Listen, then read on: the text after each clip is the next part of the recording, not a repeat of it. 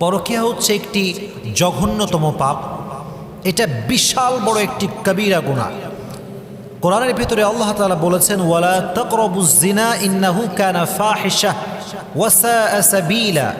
আল্লাহ তাআলা বলছেন জেনার আশেপাশে তোমরা এসো না, অর্থাৎ যেই কাজটা তোমাকে জেনার দিকে নিতে পারে বা জেনার দিকে অ্যাট্রাকটিভ করতে পারে এমন কোনো কাজে মুমিন কখনো পা বাড়াতে পারবে, এটা আল্লাহ তাআলার আদেশ।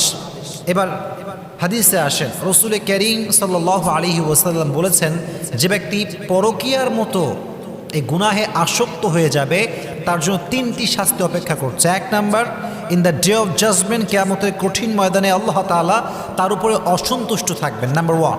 দুই নাম্বার, তার যে হিসাবটা হবে তার হিসাবটা হবে বড্ড কঠিন। আর যার হিসাব আল্লাহ নিবে, মান নুকিশা উযযিবা, যার হিসাব আল্লাহ নিবে সেই দিন